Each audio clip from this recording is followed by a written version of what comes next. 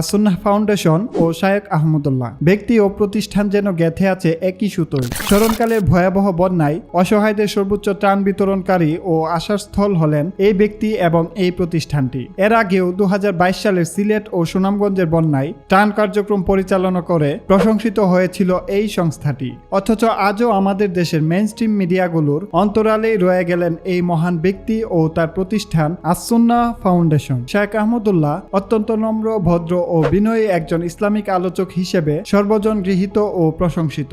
তারই হাতে গড়ে তোলা দেশের একমাত্র বিশ্বস্ত একটি অরাজনৈতিক ও অলাভজনক দাতব্য প্রতিষ্ঠান হলো এই আসুন্নাহ ফাউন্ডেশন। জানলে অবাক হবেন, মুসলিম নীতি ও আদর্শের ভিত্তিতে গড়ে তোলা এই প্রতিষ্ঠানে এখন দান করে যাচ্ছেন হিন্দু ও দেশের অন্যান্য ধর্মীয় সম্প্রদায়ের মানুষজন।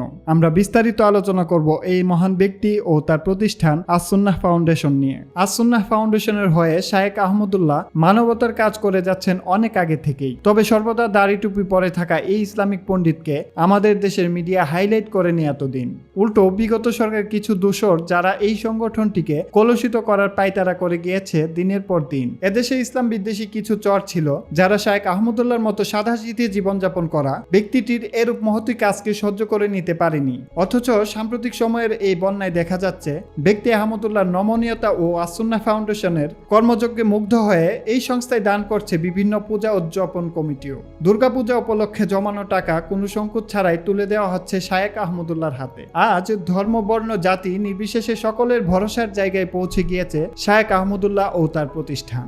শিক্ষা, সেবা ও দাওয়া বিশেষায়িত এই 3 কার্যক্রম নিয়ে পথ চলা শুরু করে আসুন্নাহ ফাউন্ডেশন। 2017 সালে সৌদি আরবে কর্মরত থাকাকালীন এটি প্রতিষ্ঠা করেন শায়েখ আহমদুল্লাহ। শায়েখ আহমদুল্লাহ জন্মগ্রহণ করেন 1981 সালের 15 ডিসেম্বর বৃহত্তর নোয়াখালীর লক্ষ্মীপুরে। তার পিতা মোহাম্মদ দেলোয়ার হোসেন ছিলেন একজন ব্যবসায়ী। শৈশবে তার আসল নাম ছিল আহমদ হুসাইন। তবে হাতিয়ার ফৌজুল উলুম কওমি মাদ্রাসায় অধ্যয়নকালে তার প্রিয় শিক্ষক মুফতি সাইফুল ইসলাম নাম পরিবর্তন করে রাখেন আহমদুল্লাহ। 1988 সালের বন্যায় হাতিয়া ক্ষতিগ্রস্ত হলে আহমদুল্লাহ চলে আসেন চট্টগ্রামের হাটহাজারীর দারুল উলুম মাদ্রাসায়। হাটহাজারীতে কিছুকাল পড়াশোনা করে তিনি ভর্তি হন যশোরের দরাটানা কওমি মাদ্রাসায়। সেখান থেকে সানুভিয়া পরীক্ষায় 10ম ও দাওরায়ে হাদিস ক্লাসে 2য় স্থানে স্ট্যান্ড করেন তিনি। সবশেষ খুলনার দারুল উলুম মাদ্রাসা থেকে ইফতার সম্পন্ন করার মাধ্যমে শিক্ষা জীবন শেষ করেন মেধাবী এই আলেম। 2003 সালে মিরপুরের একটি মাদ্রাসায় শিক্ষক হিসেবে কর্মজীবন শুরু করার পর 2009 সালে ডাক পান সৌদি আরবস্থ পশ্চিম দাম্মামের একটি ইসলামী দাওয়াহ সেন্টারে। প্রায় 10 বছর তিনি সেখানে একজন